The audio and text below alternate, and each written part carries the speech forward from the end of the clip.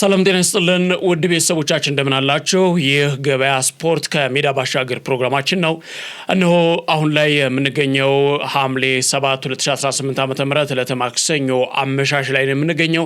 በዚህ ፕሮግራማችን እንደተለመደው እንግዲህ በርከት ያሉ ስፖርታዊ ጉዳዮችን እያነሳን ቆይታ እናደርጋለን።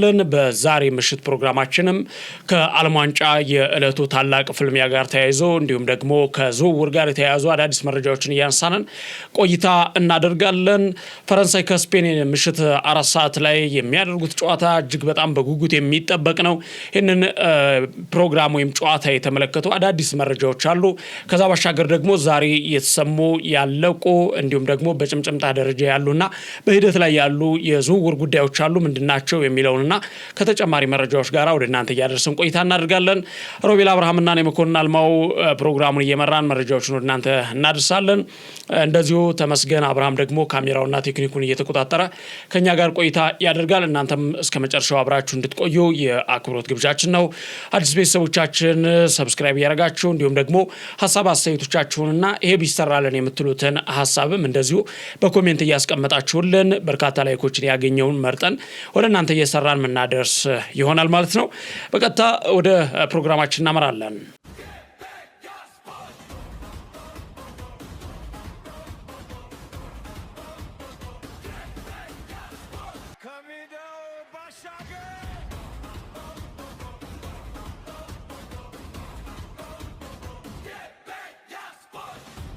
ሮቢ ለቤተሰቦቻችን በዋናነት ሁለት ጉዳዮችን እናገራቸዋለን። አንደኛው የዓለም ዋንጫ የምሽቱ ታላቁ ፍልሚያ ነው። ሁለተኛው ደግሞ የዝውውር ጉዳዮች ናቸው። ያው ባለፈው አንተ እንዳልከው የዓለም ዋንጫው ያደበዘዘው ዝውውር ብላ የዝውውር ወቅት ብለዋልና በርካታ አዳዲስ ዝውውሮች አሉ። ሆኖም ግን የዓለም ዋንጫ ተጭኗቸዋል፣ ደብዝዘዋል። እነሱ ነገሮች ሞቅ ደመቅ አድርገን ለቤተሰቦቻችን እናጋራለን። ከዓለም ዋንጫ ወይስ ከዝውውር እንጀምር? ከዝውውር እንጀምር አይሻልም? ያው ምሽት ላይም ላይቭ አለን። ስለዚህ ብዙ ዝርዝር ጉዳዮችን በዛ ስለምናነሳው እንዲሁም ደግሞ በጠዋት የማለዳ ፕሮግራማችን ላይ የከሳት ትንታኔያችን ላይ መለስ ብሎ እንዲሁም አድማጮች እንዲያዩት እየጋበዝን በስፋት ስለ ጨዋታዎች ያነሳናቸው ጉዳዮች አሉ። የበለጠ ደግሞ ልክ ከ3 ሰዓት ተኩል ጀምሮ በቀጥታ ወደ ስርጭት ጨዋታውንም ጨምሮ ወደ እናንተ ይዞ ስለሚመጣ ገበያ ስፖርት ያኔ በደንብ ስለሚቆመቆሙት እስኪ ደግሞ ይሄ በዝውውር በዓለም ዋንጫው ምክንያት ደብዛው እየጠፋ ያለውን ዝውውር ብንመለከት መልካም ይመስለኛል። በመጀመሪያ በጣም ጥሩ እንግዲህ ከአርሰናልም ከማንቸስተር ዩናይትድም ጋር ተያይዞ እንደዚሁም ደግሞ ከነ ማንቸስተር ሲቲ ከነ ብራይተን ከነ አስቶን ቪላ ጋር የተያያዙ አዳዲስ መረጃዎች አሉ። ምንድናቸው የሚለውን ነገር እንመለከታለን። ማንቸስተር ዩናይትድ ከቴልማንስ ጋራ ከአንድሬ ሳንቶስ እንዲሁም ደግሞ ከካርል ዳርሎን ጋር የተያዘ መረጃ አለ። የዝውውር እንቅስቃሴው ላይ ደጋፊዎችን የሚያስደስት አይነት እንቅስቃሴዎችን እየተመለከትን ነው የምንገኘው። የማንቸስተር ዩናይትድ ሽያጭ ጋርም እንደዚሁ አዳዲስ ነገሮችን እናነሳለን። አርሰናልም እንግዲህ የትሮሳርድን ወደ ቤሽክታሽ ማምራት ተከትሎ ያው ከዚህ በፊት በእቅድ ውስጥ የነበሩት ተጫዋቾች እንዳሉ ሆነው እነሱን ወደ መጨረሻው ለማጠናቀቅ እንቅስቃሴዎችን በከፍተኛ ሁኔታ እያስኬዱ እንዳሉ ተሰምቷል። የቡርኖ ጉማሬሽ፣ የሞርጋን ሮጀርስ፣ የክሪስቶስ ዞሊስ እና የጁሊያን አልቫሬዝ ጉዳይ አሁን በአርሰናል የዝውውር ራዳር ውስጥ የቆዩ ናቸው። ይህንን ጉዳይ ለመቋጨት በከፍተኛ ሁኔታ እየተሰራ እንደሆነ እንደዚሁ ከውስጥ የወጡ ምንጮች ጠቁመዋል። ጆሃን ማንዛምቢ በ60 ሚሊዮን ዩሮ ወደ አስቶን ቪላ ያመራበት ጉዳይ አለ። ሌሎችም እንደዚሁ ከዚህ በፊት የተጠናቀቁ የአንደርሰን ኢሊዮት ጉዳይ ማንቸስተር ሲቲ ይፋ አድርጎታል። ያው ቀድሞ ያለቀ ጉዳይ ነው፣ ግን ይፋ አልሆነም ነበር እስካሁን ድረስ ሙሉ ለሙሉ መጠናቀቁ ጋር ተያይዞ እሱ ነገር ያለቀ መሆኑ ታውቋል። ሉካ ቡስኮቪችም እንደዚሁ በ46 ሚሊዮን ፓውንድ ወደ ብራይተን አምርቷል። አዲስ ሪካርድ ነው ለክለቡ ለብራይተን አዲስ ሪካርድ የሆነ ጉዳይ ነው። እነዚህ እናንሳ። ምናልባት ከማንቸስተር ዩናይትድ ቤት እንነሳ። መልካም ኦኬ። ማንቸስተር ዩናይትድ ነው በዙር መስኮቱም ብዙ ስራ ይበዛበታል ተብሎ ሲጠበቅ የነበረውን ቡድን ግን በተወሰነ መንገድ ቶተናም ጥሩ ስራዎችን ቀና በጊዜ ቤት ስራዎችን ጨርሶ እሱም ተረሳ፣ እኛም እየረሳ ነው መጣን። ትልልቅ የዝውውር እንቅስቃሴዎችን በትልልቅ ገንዘብ ሲፈጽም ነበረ። ከመጀመሪያው ጀምሮ የቤት ስራዎችን በብርታት እየሰራ ነበርና በዝውውር መስኮቱ ላይ ብዙ ስራዎች ይጠብቋቸዋል ተብሎ ከተጠበቁት መካከል አንደኛው ቶተናም የተሻለ እየተንቀሳቀሰ እንዲሁም ደግሞ በእርግጥ ያው ቶተናም ላለመውረድም ነበር የተጫወተው። ከዛ በኋላ ዲዘርቢን ቀጥሮ ዲዘርቢ የመጨረሻው ጨዋታ ላይ ዘንድሮ የተጫወቱት ጥራት ጎሏቸው ወይም ደግሞ አቅም አንሷቸው ሳይሆን እነዛ ሰዎች የክለቡ ማሊያ ምንነት በትክክል ገብቷቸው ያላቸውን አቅም ሁሉ አውጥተው ስላልተጠቀሙ ነው። ስለዚህ እንደዚህ ካለ ተጫዋች ጋር የምንቀጥልባቸው መንገዶች ስለሌለ ለክለቡ የሚመጥኑትን እናስቀራለን። ለክለቡ ደግሞ አሪፍ መጥተው አገልግሎታቸውን ሰጥተው ቡድኑን ወደ ነበረበት ከፍተው መመለስ የሚችሉ ተጫዋቾችን እንሰበስባለን። ለምን ሙሉ ቲሙን አይሆንም ብለው አንስተው ነበርና ቃላቸው በሚገባ ፈጸሙ። ታዲያ ማንቸስተር ዩናይትድ ደግሞ ካዝሜሮን ገና ፕሪሚየር ሊጉ ሳይጠናቀቅ ነው ኦፊሻሊ እንደሚለያዩ ያሳወቁት። በትክክል ከዛ ደግሞ ኡጋርቴ ባለም ዋንጫው ተጎድቷል። ይባስ ብሎ 10 ወር ከሜዳ እንደሚረግ ተገለጸ። ኤሲኤል ጉዳት ያ እንዲሁም ሰባራ ነው የማንቸስተር ዩናይትድ የመሃል ሜዳ ክፍል። ጭራሽ ደግሞ እንደዚህ ዙር ላይ ታሰራበት፣ ጭራሽ ደግሞ እንደዚህ ተጫዋቾች ለቀውበት። በጣም ከባድ ነው። ብሩኖ ፈርናንዴዝ የእድሜ ጥያቄ ማንሳት ልትጀምር ትችላለህ። እርግጥ ነው ዘንድሮ የአመቱ ምርጥ ፕሌይሜከር ተብሎ የተሸለመ ተጫዋች ነው። እሱ ባይኖር ነው ግን ዘንድሮ ማንቸስተር ዩናይትድ ሊገኝ ይችል ነበር። በትክክል ብዙዎቻችን የምናውቀው ምናልባት የቶተንሃም ዕጣ ፈንታ ምናልባት ሊደርሰው ይችል ነበር። እርግጥ ነው ባሳለፍነው ክረምት ያስፈረማቸው እንደነ ኡምቦሞ እንዲሁም ደግሞ እንደ ማቲያስ ኩኛና ሴላመንስ ያሉ ተጫዋቾች ግብ ጠባቂም ጨምሮ በተወሰነ መንገድ የቡድኑን የውጤት ሚዛንን ለማሻሻል ጥረት አድርገዋል። ግን ለነዛ ነገሮች ሁሉ ምንጭ የነበረው ላይ ብሩኖ ፈርናንዴዝ የካዝሜሮ አቅም ነበር ጥምረታቸው። ያ ነገር ደግሞ አሁን ሲቀንስ የቀጣይ የቡድኑ ዕጣ ፈንታ ምንድን ነው የሚሆነው ቢለውን ስታስብ ብዙ ስራዎች በዚህ ዙር መስኮት እንዲጠብቁ ያደርጋል። ታዲያ እርግጥ ነው ገና የዙር መስኮት ሊዘጉ ቀሪ አሁንም 43 ቀናቶች ይቀራሉ። ቢሆንም ግን ይሄ የቤት ስራህን በጊዜ ካልተወጣ ገበያ ያሉ ተጫዋቾች ሁሉ እያለቁ ነው የሚመጣው። በዛ ላይ ፉክክሮች አሉት። አሁን ማንቸስተር ዩናይትድ ለምሳሌ ያልተጠበቁ ዝውውሮችን ያደረገው አንድሪያ ሳንቶስም ቴሌማንስም ክለቡ ስማቸውላ አልተያያዘም። ዝውውሩ ሲሰማ ሊያልቅ 2 ሰዓት ሲቀረው የላቀ ንግግር ላይ ነው። ከዛ ከደቂቆች በኋላ ሄርዊጎ እንሰማለን ዝውውር ተፈጸመ፣ ስምምነት ተደረሰ የሚለው።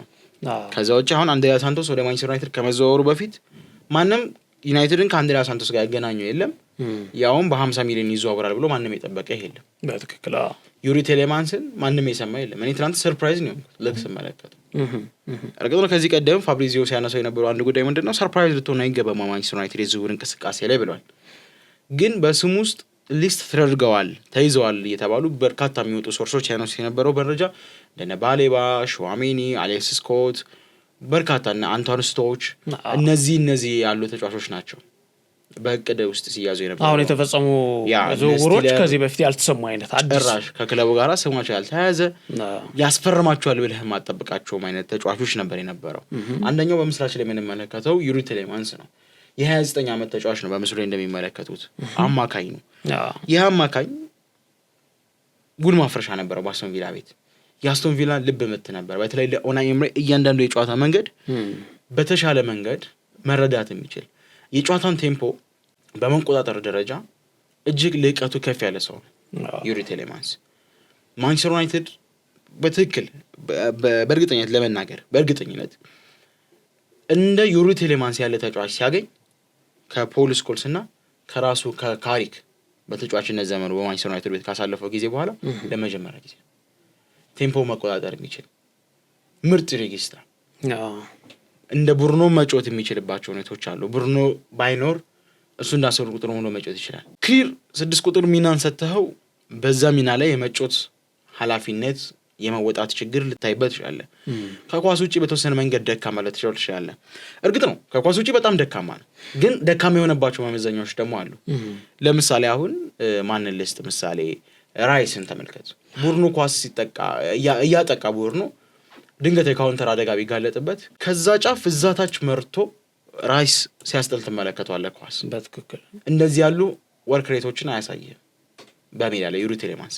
ግን ደግሞ በቡድኑ በሚፈለግባቸው መንገዶች በተለይ ደግሞ ይሄ በሚድ ብሎክ እና በሎ ብሎክ ለሚጫወት ቡድን ደግሞ እጅግ ቁልፍ ሰው ነው። አሁን ማንቸስተር ዩናይትድ መጀመሪያ ሲፈልጋቸው የነበሩት እነ ማቲያስ ፈርናንዴዝ፣ እነ ኤሌት አንደርሰን፣ ኢቭን ከነ ዲክላን ራይስ፣ ከነ ካይሴዶ፣ ሌሎች ብዙ መጥራት ከምንችላቸው ተጫዋቾች የበለጠ ታክል ሰክሰስ ሬት አለው። ታክሎችን ይወርዳል። 8 ቁጥር ተጫዋች ነው። እንደ 10 መጫወት ይችላል። እንደ 6 ቁጥር መጫወት ይችላል። ግን ያ የሚጫወተው ይሄ ዳይሜንሽናል በሆነ መንገድ ነው እንጂ ሪል ሴንተር ሆኖ አይደለም።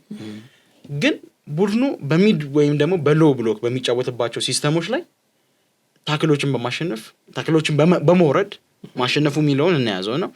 ቡድኑን በእንደዚህ አይነት መንገድ በማገዝ ደረጃ ችግር የለበትም። ሌላው የኩኛህን አይነት ባህሪ መስራት ይችላል። በኩኛ ቦታ ይጫወታል ሳይሆን ኩኛውን በባህሪው አንድ ቡድን ቴምፖን በማቀዝቀዝ ልቀቱ ከፍ ያለ ነው። በተለይ ደግሞ የ9ኛ ሳምንት ላይ አምና በተጠናቀቀው ውድድር ዓመት ላይ ማንቸስተር ዩናይትድ ሊቨርፑልን አንፊልድ ላይ ሄዶ ከ9 ዓመት በኋላ ለመጀመሪያ ጊዜ ሲያሸንፍ የነበረበት መንገድ በስፋት የምንመለከተው አጋጣሚዎች ነበሩ።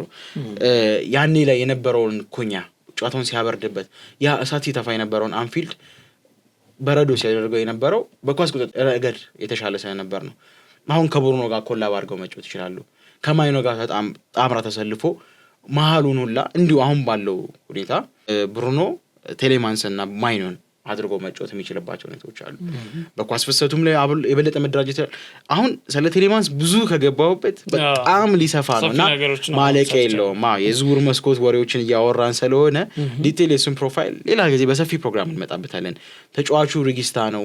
ፕላስ ደግሞ ይሄ ኦርቶዶክስ ፕሌይ መጫወት የሚችል በጣም እጅግ አስደናቂ የሆነ ኳሊቲ ያለው ተጫዋች ነው። በላቲኖች ብዙ ትርጉም ልሰጣቸው የምትችላቸው ወዮች ያለውን ሚና ይሄ በዘመናዊ እግር ኳስ ውስጥ ልፈልጋቸው የምትችለውን እስትንፋስ ያለው ተጫዋች ነውና እርግጥ ነው እድሜው ይሄዳል። ጉዳቶች በተወሰነ መንገድ አለበት። የ29 ዓመት ተጫዋች ነው። ግን የተፈራረመው በማንቸስተር ዩናይትድ ቤት 5 ዓመት የሚያቆይ ኮንትራት ነው። እስከ 34 ዓመት ማገልገል የሚችል ሚና ይሰጠዋል ብዬ አስባለሁ በሚገባ። ፕላስ ደግሞ ከጨዋታ መደረብ አንጻር ያው በተወሰነ መንገድ እንደ ባክአፕ መሆን የሚችል ከሆነ ማንቸስተር ዩናይትድ ሌሎች ተጨማሪ ተጫዋቾችን የሚያስፈርም ከሆነ የተሻለ መሆን ይችላል ብዬ አስባለሁ።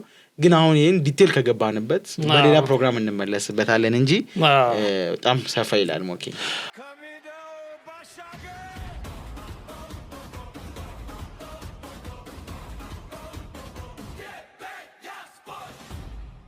የቴልማንስ ጉዳይ በጣም ብዙ ሰፊ ነገሮች ማንሳት ይቻላል። ሰዎችም ሲያንሷቸው የነበሩ ነገሮች አሉ።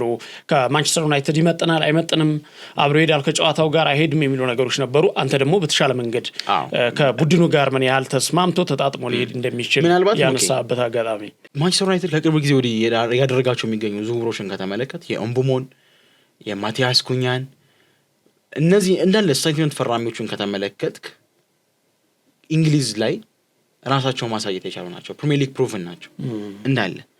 ያለ ምንድን ነው አዳፕቲቢሊቲን እንዲያገኙት ነው በቀላሉ። አሁን ለምሳሌ እንደ አርሰናል ሌሎች መሰል የተገነባ ቡድን ውስጥ ከየትኛውም ሊግ አንጥተህ ተጫዋች ብታስገባ በትክክል ፊት ማድረግ ይችላሉ። ኢቨን ፊት ባያረጉ ሁላ የቡድኑ የስኬት መጠን የነዛን ተጫዋቾች ድክመት ላይ ይችላል። ለምሳሌ አምናኔ ምናልባት በዚህ ቦታ ላይ በግል ምናልባት የሚያቀኝ ሰው ካለ በደምብ ስለ ማርቲን ዙቢሜንዲ ሳነሳቸው የነበረ ጉዳዮች ነበር። ለበርካታ አርሰናል ደጋፊዎች ግን ወደ መጨረሻ ነው የተገለጸለት ቡድኑ መቸገር ሲጀምር። እኔ ግን ከመጀመሪያ ጀምሮ ስመለከት የነበረው ነገር በሌሎች የቡድን አጋሮች ውጤት የተሸፈነ ሚና ነበር የነበረው እንጂ የራሱ ሚና በትክክል ሜዳ ላይ ሲያሳይ አልነበረም። ያለምን እንዳልኩ ሌላ በሰፊው ፕሮግራም በዲቴል እንገባበታለን። ታዲያ እነዛ መውረዶች የቡድኑ ውጤት ሲጠፋ ጣቶች ወደሱ መቀሰር ጀመሩ። እሱም ወደ ቤንች የመጣባቸው አጋጣሚዎች ነበሩ። ከዛ በፊት ግን የነበረው ላይ በየጨዋታው ቢገባም አርሰናል እንደው በጉድሩ እየተጫወተ ነበር ሁላ ብትለው ሊያሳምን በሚችል ደረጃ የነበረው ክፍተት ነበር። መጨረሻ ላይ በተለይ ብዙ ስህተቶችን እየሰራ ነበረ። ተቀይሮ ገብቶ ተቀይሮ እንዲወጣ የሚደረግ አስገዳጅ ሁኔታዎች እንዲፈጠሩ የተደረገበት አጋጣሚ ነበረ። ጨዋታዎች ላይ ሲሰራቸው የነበሩ ስህተቶች ማንቸስተር ዩናይትድ ጋር ከነበረው ጨዋታ ጋር ተያይዞ ብዙ ጨዋታዎች ላይ ስህተቶችን ሲሰራ የነበረበት መንገድ አለና ምናልባት ብዙ ጥርጣሬ አልነበረም በአርሰናል ደጋፊዎች በኩል የዙቢሜንዲ ጉዳይ በውጤት ደረጃ ስለተሸፈነ። ዩናይትድ ላይ ግን አሁን ከሌላ ሊግ አምጥቼ ተጫዋች እንደዚህ አለምዳለሁ ብትል አሁን ቤንጃሚን ሼሽኮ ላይ የተወሰነ ጥያቄዎች ሲነሱበት የነበረው አጋጣሚ ገና የፕሪሚየር ሊጉን አቅም አልተላመደም። እነ ማቲያስ ኩኛ በዛን ያህል ደረጃ አልተቸገሩም። እነ ሞሞ በዛን ያህል ደረጃ አልተቸገሩም። ሶ አሁን ላይም ሚድፊልዱ ላይም አንድሪያ ሳንቶስ ከቼልሲ ነው የመጣው። በተወሰነ መንገድ ፕሪሚየር ሊጉ ላይ የሆነ የተመለከታት ነገር አለች። ቴሌማንስም በፕሪሚየር ሊግ ከሌስተር ጀምሮ በነበሩት ፕሮፋይሎቹ ብንመለከት በአስቶን ቪላ ቤት የነበራቸው እንቅስቃሴዎች ፕሪሚየር ሊጉን በደንብ አዳፕት ያደረጉ ስለሆነ ስሩ ፕሮሰስ በነገራችን ላይ ይህንን ማንቸስተር ዩናይትድ ብቻ ሳይሆን ሌሎች ክለቦችም ትኩረት እየሰጡት ይመስለኛል። ማንቸስተር ዩናይትድ እውነት ነው የቴልማንስ ዝውውር በጣም በከፍተኛ ሁኔታ ላይ ጠቅሞ እንደሚችል የሚጠበቅ ነው። የአንድሬ ሳንቶስ ከቼልሲ 50 ሚሊዮን ፓውንድ የመጣበት አጋጣሚ፣ የካርል ዳርሎን ደግሞ ያው በነፃ ዝውውር የመጣ ነው። እሱም ከሊድስ ነው የመጣ እንግሊዝ ፕሪሚየር ሊግን ያውቃል፣ በደንብ ሊያግዝ ይችላል ብዬ አስባለሁ። በተቀያሪ ወደ 33 ጨዋታዎችን አድርጓል። 5 ጨዋታ ነው ያለፈው። 5 ጨዋታዎቹ ደግሞ የጀመረው ግብ ጠባቂ ደግሞ ወደ አርሰናል አምርቷል። ሁለቱ ትልቅ ክለቦች ተሻምተዋል። እንግዲህ ሊድስም ግብ ጠባቂዎች ሁለቱም በቅያሪ ለመጠቀም ስለሰገደም ምርጥ ነው። እነዚህ ነገሮች ምናልባት ማንቸስተር ዩናይትድ አሁን ላይ እንግሊዝ ፕሪሚየር ሊግ ላይ ክለቦችን አይታቸው ከሆነ ከሌላ ሊግ ከማምጣት ይልቅ እዚያው እንግሊዝ ፕሪሚየር ሊግ ላይ ያሉ ተጫዋቾችን የማስፈረም እድል፣ ምክንያቱም ከትልልቅ 5 የአውሮፓ ሊጎች መካከል ከባዱ፣ አስቸጋሪው፣ ፈታኙ ለመላመድ በጣም የሚከብድ የሚመስለው ደግሞ ምርግጥ እውነትም የሆነው የእንግሊዝ ፕሪሚየር ሊግ ይመስለኛልና ይሄ የታወቀ ነገር ነው። ምናልባት የማንቸስተር ዩናይትድን ጉዳይ በዚህ ደረጃ ካነሳነን የእንግሊዝ ፕሪሚየር ሊግ ተጫዋቾችን ማስፈረም ላይ በተለይ ትልልቅ ክለቦች አሁን ባለፈው ዓመት ሊቨርፑልን አይተው ከሆነ እንግሊዝ ፕሪሚየር ሊግ ላይ ትኩረት ያደረጉት፣ አሁን በዚህ ዓመትም ማንቸስተር ዩናይትድም አርሰናልም እንደዚሁ የእንግሊዝ ፕሪሚየር ሊግ ተጫዋቾች ላይ ትኩረት አድርገዋልና አርሰናል አሁን የትሮሳርድን ወደ ቤሽክታሽ ማምራት ተከትሎ ያው ዛሬ ነገሮች ተጠናቀዋል። ከዚህ በፊት በነበረው እንቅስቃሴ ትንሽ የተንዛዛ ነበረ። ክለቦች ቢስማሙም የተጫዋቹ ከጥቅማ ጥቅም ጋር ከቤሽክታሽ ጋር የነበረው ያለመስማማት ጉዳይ እንዲሁም ደግሞ ቤልጅየም በዓለም ዋንጫው ላይ የነበራት ቆይታን ተከትሎ ትንሽ መንዛዛቶች ነበሩ። ነገሮች ዛሬ አልቀዋል። ያው እሱም የሚገኘው በዚህ ሰዓት ኢስታንቡል ነው፣ ቱርክ ነው የሚገኘው። ከዚሁ ጋር ተያይዞ በቀጣይ አርሰናል በተለይ የትሮሳርድ መልቀቅ ተጫዋች ማስፈረሙ አይቀር መሆኑ ተረጋግጧል።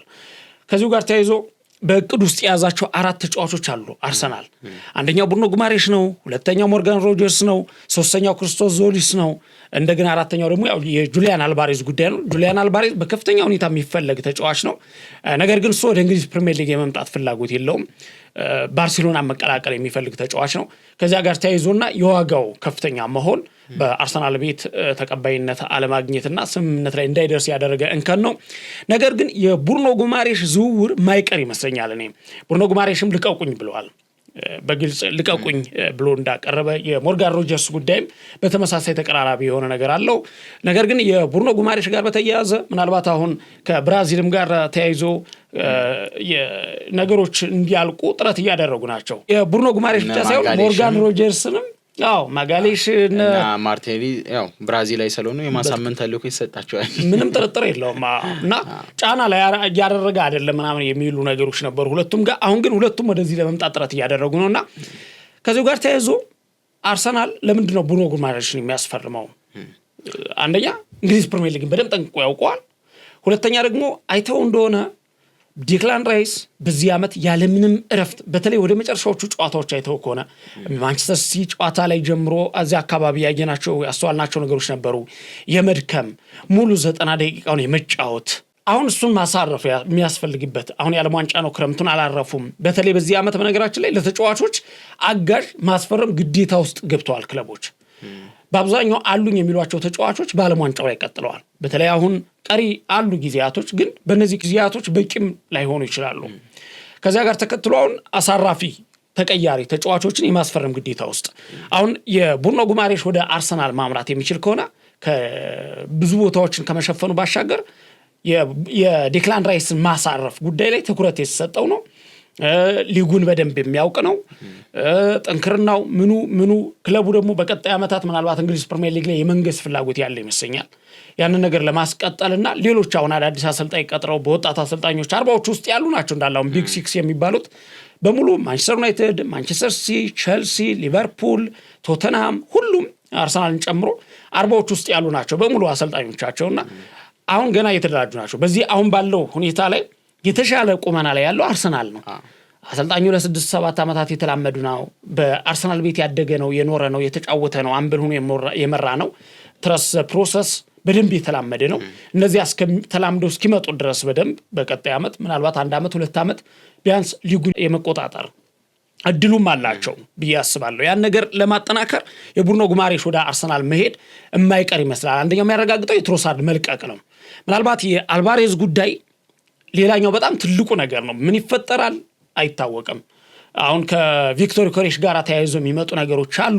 ነገር ግን የተጫዋቹ ፍላጎት ወደ እንግሊዝ ፕሪሚየር ሊግ ወደ አርሰናል አይደለም ወደ እንግሊዝ ፕሪሚየር ሊግ የመምጣት ፍላጎት የለም። ምክንያቱም እሱ ባርሴሎና መቀላቀል ይፈልጋልና እሱ ተጽዕኖዎች አሉ። ምናልባት በቅርቡ ልንሰማው እንችላለን ብዬ በአርሰናል በኩል ማነሳው የብሩኖ ጉማሬሽ ዝውውር ጉዳይ ነው። እሱ ነገር ምናልባት በቅርቡ አልቆ የምናገኘው ጉዳይ ይመስለኛል። ከዚያ ውጭ ግን የሞርጋን ሮጀርስ እና የክሪስቶስ ሶዞሊስም እንደዚሁም ደግሞ የጁሊያን አልቫሬዝን ጉዳይ አርሰናል አሁንም ትኩረት ሰጥተዋል። በተለይ ዛሬ ነገሮች ጥሩ ከሆኑ በኋላ የትሮሳርድ ዝውውር መጠናቀቁን ማግኘቱ ጋር ተያይዞ ይሄኛው ጉዳይ የማይቀር አይነት ነገር አካሂድ ሆኗል። ክለቦች እንግዲህ ከዝውውሩ ባሻገር ክለብ ራሳቸውን ከማጠናከሩ ባሻገር እንግሊዝ ፕሪሚየር ሊግ ላይ ልምድ ያላቸውን ተጫዋቾች የማስፈረሙ ጉዳይ በጣም ትኩረት አድርገው እየሰሩ ነው የሚገኙት። ሲቲም እንግዲህ ኤሊዮት አንደርሰንን ያስፈርማል። ለምን እንዳስፈረመ ግልጽ ነው ይታወቃል። የተጫዋቹ ኳሊቲ በጣም ብዙ ክለቦች ናቸው የሚፈልጉት እና አርሰናል እና ሊቨርፑልን ጨምሮ የሚፈልጉት የነበረ ተጫዋች ነው። ነገር ግን ወደ ማንቸስተር ሲቲ አምርቷል። አሁንም አዳዲስ ትልልቅ ዝውውሮችን እናያለን ብዬ አስባለሁ። ምናልባት ሌሎች በአንተ በኩልም ያሉ ዝውውሮች ሊኖሩ ይችላሉ። የአስቶን ቪላ ጆሃን ማንዛቢን በ60 ሚሊዮን ዩሮ ፓውንድ ማስፈረም ችሏልና አዲሱ ነገር አንደኛው እሱ ነው። ማንዛቢ ብዙ ክለቦች ይፈልጉት ነበረ። ያው በመጨረሻ እንግዲህ አስቶን ቪላ የግሉ ማድረግ ችሏል። እኔ ኒውካስትል ገባ ብዬ የጠበኩት ከዛ ኒውካስትል ቢገባ አድቫንቴጁ ወደ አርሰናል አሁን አንተ እንዳልከው ጉማሬሽ ሊወጣ ነውን የሚለውን ነገር ጥያቄ ምልክት ውስጥ እንድታስገባ ያደርግ ይችል ነበር። ከዛ ኒውካስትል ገባ ተብሎ ሲጠበቅ የነበረው አስቶን ቪላ መጥቶ ጠለፈው። ያው ኒውካስትል ለኛ አይደለም ብዙ ጊዜ ተጫዋች ሁሌ እንደከሸፈበት ነው። ሁሌ የከሸፈበትም ተጫዋች አንተና እንደውም እየተመለከትኩ ነበር ሞኬ ወላ ምስልና እንትን ነው አንድ ቤስት 11 መውጣት የሚችልና ፕሪሚየር ሊግ ላይ ቢፎካከር ለዋንጫ መወዳደር የሚችል ቡድን ነው የከሸፈበት ማለት ነው። የሚያስገርም ነው። ማዛምቢ ለምላል ሌሎች ያስፈርማል በሚገባ ለቴሌማንስ ባካፕ መሆን ይችላል አስቶን ቪላ ቤት። ምናልባት ግን ሞኬ ወደ ኋላ ልመለስና ቀድሞ ጉማሬሽ ላይ ያነሳቸው ነጥቦችን አለ ወደ አርሰናል ይገባል ለኔ ገና እየመሰለኝ አይደለም። ሊገባ የሚችልባቸው መንገዶች ሰፊ ናቸው።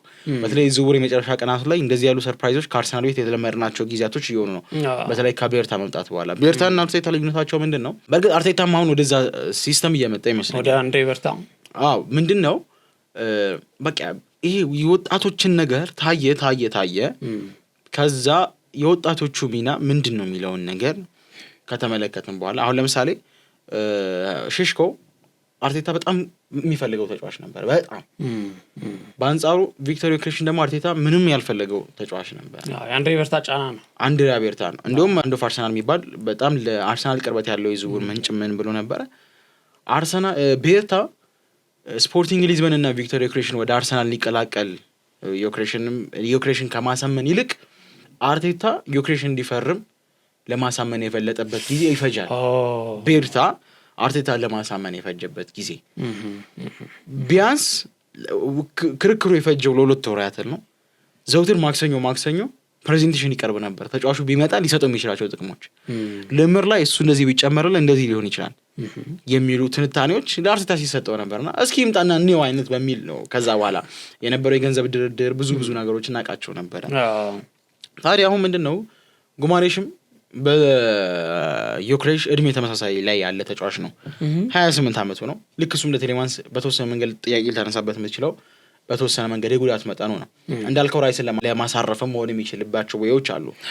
ፕላስ ደግሞ አርሰናል ቤት አሁን እንዳልኩ ፓርቲ ከወጣ በኋላ የፓርቲን ስራ በሚገባ ተሰርቷል ያላምን ነው። በአርሰናል ቤት በጣም ትልቅ ክፍተቶች አሉ በጣም በግልጽ የሚታዩ። አንድ እሱ ሁለት ደግሞ ቡድኑ ላይ የኦዴጋርድ መቆየቱላ አሁን ላይ ጥያቄ ውስጥ ገብቷል ሞኬ። የኦዴጋርድ ቆይታም አሁን ላይ በዛን ያህል ደረጃ አሳማኝ ሁኔታዎች ላይ አይደለም የምንገኘው። ሶ እዛው ፕሪሚየር ሊግ ላይ አንተ እንዳልከው ፕሩቭ የሆነ ተጫዋች ካላመጣ ነገር አለ ሙላ ዝብርቅርቅ ሊል ይችላል። በትክክል ምክንያቱም ብዙ ሚናዎች ሊወጣ የሚችል ተጫዋች ነው የምታመጣው። ፈልግ እንደ ፒቮት ማጫወት ትችላለህ እንደ 2-6 ቁጥር ጉማሬሽ እንደ 8 መውጣት ይችላልሃል። ራይስ ደግሞ 8 10 መሆን ይችላልሃል። ስለዚህ አማራጭህ እንደ ዳይሜንሽን ታበዛለህ። አሁን ላይ ካየ የሚፈጸሙ ዝውውሮች በየትኛውም መንገድ ኦኬ ቨርሳታይል የሆኑ ተጫዋቾች ናቸው እየተፈለጉ ያሉት። አንድ ቦታ ላይ አማራጮች ላይ የሚጫወታ 2-3 ቦታ ላይ መጫወት እንደዛ ነው የሚፈልጉት። ያለበዚያ አንድ የተገደበ ሚና ብቻ ካለው ያ ሚና ከወጣ ኦሬዲ እየቀረ ይመስለኛል። አሁን ፒውር 6 ቁጥርም እየጠፋ የመጣው በዛይም መንገድ ነው ይሄ ደርቲውን ስራ ብቻ የሚሰራ 6 ቁጥር ከጊዜ ወደ ጊዜ እየጠፋ የመጣባቸው ምክንያቶች ልክ እንደዛ ናቸው። ያው በዛው ልክ ደግሞ የማያልፍባቸው ደግሞ አሉ እንደነ ሮድሪ ያሉ። ሌላው አሁን ጉዳዩን ዲቴል በደንብ በስፋት ከተመለከት ነው ሞር ብዙ ታክቲካል የሆኑ ለውጦችን ሊያማምጣት ይችላል አርሰናል። ለኔ ግን ከሁሉም በፊት ይቀድማል ብዬ የማስበው ዝውውር የዞሊስ ነው። የክርስቲያን ዞሊስ ዝውውር ቢበዛ ምናልባት ነገ አሊያም ተነገ ወዲያ በማለዳ ዜና ይዞ እንደመጣ በጣም እርግጠኛ ነኝ። እንደው አልማቶች ያያዙት ይሄኛው ለመድፈኞቹ በጣም ጥሩ ዜና ሊኖር እንደሚችል እንጠብቃለን። ትሮሳርድ ለቋል። የማርቲኔሊ ነገር ጥያቄ ያለበት ቡድኑ። ስለዚህ እርግጥ ነው ፕሪሚየር ሊግ ፕሮቭን አይደለም ከክለብ ብሩጅ ነው የሚመጣው። በቤልጂየም ላይ የተጫወተ ተጫዋችም በቤልጂየም ሊግ ላይ ያለ ቢሆንም በተወሰነ መንገድ በሻምፒዮንስ ሊግም ካየዋቸው አንፃር ከሰማናቸው ፕሮፋይል በሃይላይትም ከተመለከትናቸው ይልቅ በትክክል የትሮሳርድ ሚና መወጣት የሚችል ፕላስ ደግሞ ማርቲኔሊንም ቤንች ላይ ያደርገው የሚችል ፐርፎርማንስ ስለሚያሳይ እኔ እሱ ዝውውር ይቀድማል ብዬ አስባለሁ። ግን እያንዳንዱ ተጫዋቾች በጊዜ ሂደት እንዲሁ የማን እንስራላችሁ አድማጮች ቤተሰቦቻችን ኮሜንት ላይ ያስቀምጡልን ሞኬ። ከዛ ለእያንዳንዱ ተጫዋች ጊዜ ገድበን ፕሮፋይላቸው ምን አይነት ብቃት አላቸው፣ ቡድኑ ላይ መጥተው የሚጨምሩትን ነገር ምንስ ቡድኑ ከነሱ ግልጋሎቶችን ያገኛል የሚለውን ዲቴይል ይዘንላቸው እንመጣለን።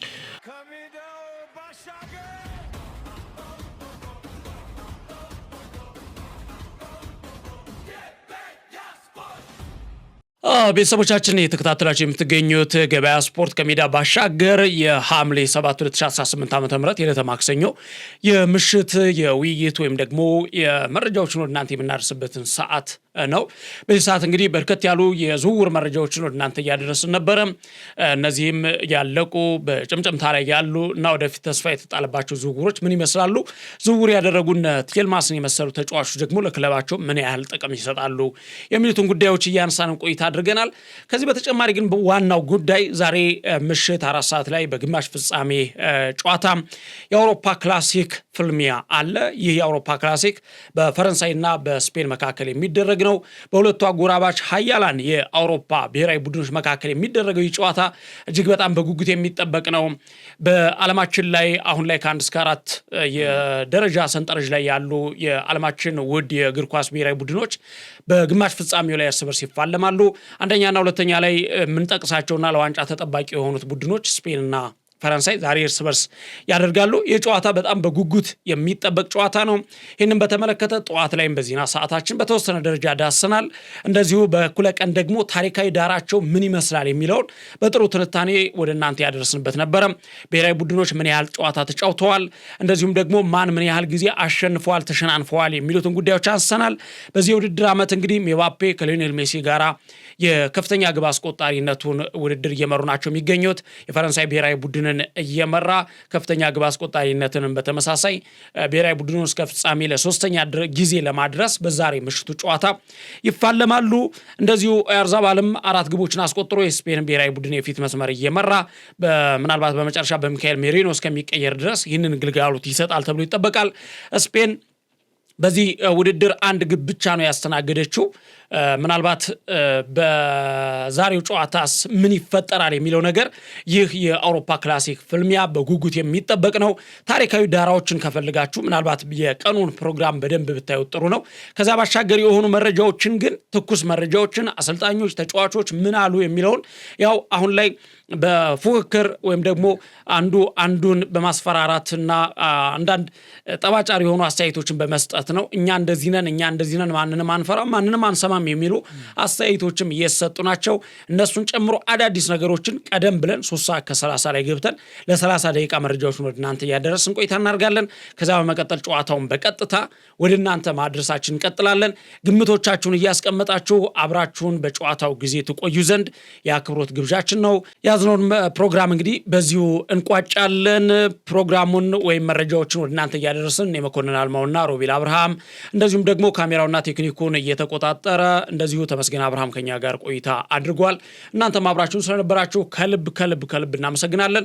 ሀሳብ አስተያየቶቻችሁን እየሰጣችሁን ግምቶቻችሁን እያስቀመጣችሁ እንደዚሁ ቆዩን።